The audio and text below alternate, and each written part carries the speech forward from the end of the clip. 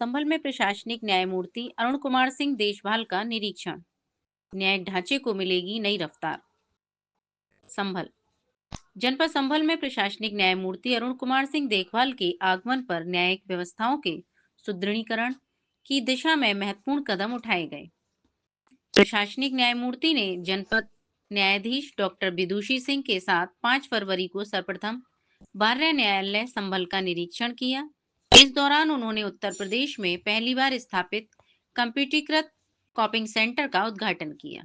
यह पहल न्यायिक प्रक्रिया को अधिक पारदर्शी, सुगम और त्वरित बनाने की दिशा में एक ऐतिहासिक कदम मानी जा रही है। निरीक्षण के क्रम में प्रशासनिक न्यायमूर्ति ने संभल स्थित प्री फैब्रिकेटेड बार्य न्यायालय एवं कार्यालय का भी उद्घाटन किया। इसके बाद उन्होंने बहजोई में स्थित अधिग्रहित उस नवीन भूमि का निरीक्षण किया जहां जनपद न्यायालय का नया मुख्यालय प्रस्तावित है। उन्होंने निर्माण कार्य को तेज गति से पूरा करने के लिए संबंधित अधिकारियों को विस्तृत दिशा निर्देश दिए।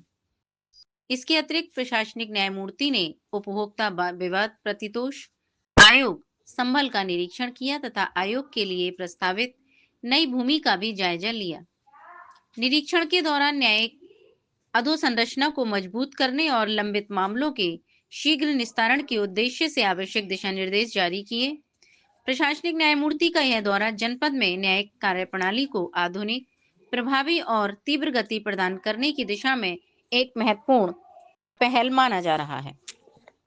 मेरे विनोद कुमार सिंह, मैं चंदोसी बार एसोसिएशन का अध्यक्ष हूँ और आज मैंने एजे साहब के साथ, लॉर्डशिप के साथ, जिला जज साहब के साथ और न्यायिक अधिकारियों के साथ, सीजीएम साहब के साथ सबके यहाँ पे जमीन का जो जनपद न्यायालय संभल के लिए अधिकृत की गई है उसका हम लोग निरीक्षण करने आए थे और जज साहब ने सभी चीज़ों का मायने किया। हम लोग जज साहब के साथ रहे, लास्ट तक गए थे और आज इस ज़मीन पे न्यायालय का बोर्ड भी स्थापित किया दिया गया। ये बड़ी खुशी की बात है, बड़े हर्ष की बात है, जिस चीज़ के लिए हम बहुत दिनों से प्रतीक्षा कर रहे थे कि जनपद न्यायालय सुचारू रूप से चले। अब हमारी आशा और बढ़ गई है, शीघ्र न्यायालय की यहाँ पे स्थापना होगी और सुचारू रूप से जनपद न्यायालय का यहाँ पर कार्य शुरू हो जाएगा। कितने भूमि जो चिन्हित की करीब मैंने 10 हेक्टेयर ज़मीन इसके लिए है ना ली गई है। 10 हेक्टेयर लगभग 150 बीघा के करीब ज़मीन होती है। सर बैनर वगैरह तो सब कुछ वो सब कुछ हो चुका है, बस है ना उसमें है ना न्यायालय का भवन भी बनेगा और आवास भी बनेंगे, वकीलों के चैम्बर्स भी बनेंगे।